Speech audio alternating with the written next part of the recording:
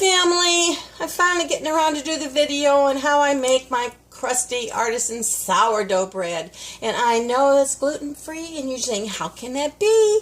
I don't understand. Everything I know of gluten-free is just really dense and hard. I didn't say it wasn't dense. It's denser than the regular flour because it doesn't have gluten.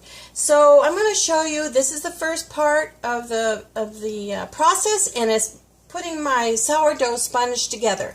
Now I'm going to be making another video on how to start your own gluten-free sourdough, and it all starts with brown rice flour. Now I use Bob's Red Mill flour, and it's the brown rice flour.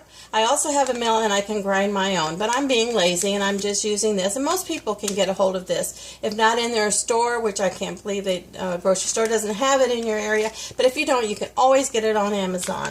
So we're going to start with, and the other thing you're going to need, oh boy, you're going to need one of these. And if you don't have one, you need to get one. This is a scale, and this is all in grams, and this particular recipe is really particular, and you have to be precise, and so that is why a food scale is so important. Okay, I'm adding 80 grams of brown rice flour. We're almost there. 65. Yeah, I love this little scoop. 78 and 80. Yay, 80. Well, it's fluctuating. 80. Okay. So, to that, I'm going to add 110 filtered.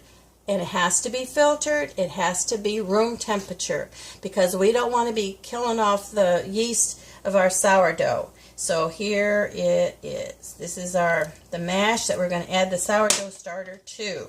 Put that off, and there it is.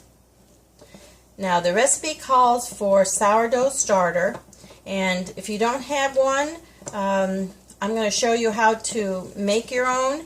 And also, this is what they sell on Amazon.com. This is a gluten-free sourdough to make at home. And this you can have in just in a few days. You do have to plan ahead, but boy, it is worth it. It is worth it. And you can make not only bread, but you can make all sorts of other goody things. And I'm trying to do more in the fermentation for our health, for everything you read now is your gut controls your brain, so you don't want inflammation. And a lot of people are very allergic to wheat. My daughter is. She's, allergic. She breaks out. She has bumps all over her body. It really also, it's not a good thing. And it takes several weeks that she gets into, and it also changes her mood. And not in a good way. Not in a good way. So here is our mash. Now, I'm going to get out of the refrigerator. You have to have the sourdough starter a refrigerator. So let me grab that.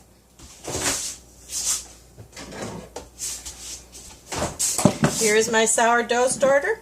And as you see, I have it in one of these old-fashioned things, but I don't have the ring on it so it can breathe. And here it is, all the bubbliness, goodness of it. And let's see if I can stir this around with something else. And there it is. And I keep it in the refrigerator, which is always a good thing. I feed it, of course, after every time that you use it, so you can grow and have more, always on hand. Okay, so here it is ready to go, and I am going to add. Let me just set this aside. Okay.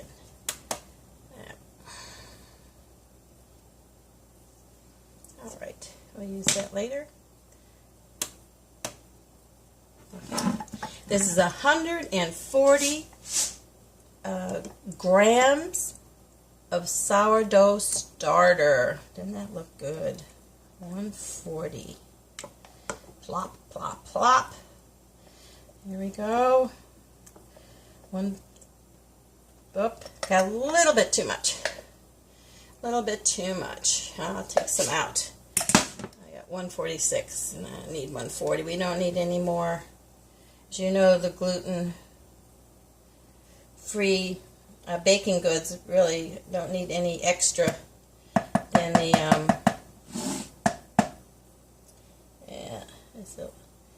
moisture.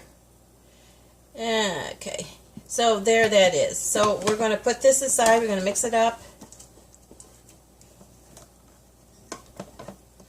And set this aside. In a few hours, it's going to be bubbly wonderful.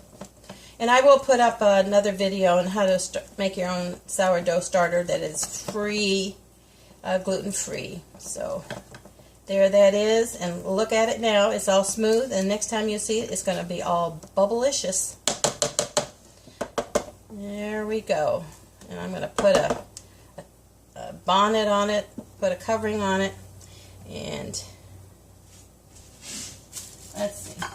I use these little, what they call shower bonnets or cover-ups. I get these at Dollar Tree for, you know, it's great, all sizes. All right, until next time, we will, then we'll start. Oh, before I do that, oh, big boo-boo there almost. Let me show you. We have to feed our sourdough. So let me do that right there.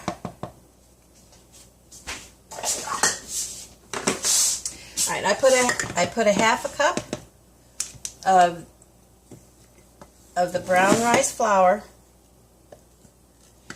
and I put unfiltered room temperature and just shy of a half a cup of water. And then we mix that all up. And then after we mix it up, it goes back in the refrigerator until next time that we make sourdough, which is in a day. My family loves sourdough, especially gluten-free, and you don't find it anywhere.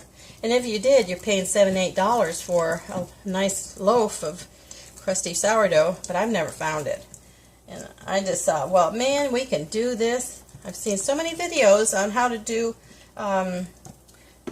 no knead, you know, in the Dutch oven and all that. And so I just have taken all their notions and made it to fit me and my family and how we live. Okay, there that is, and we'll see you on the next video when we put the ingredients together.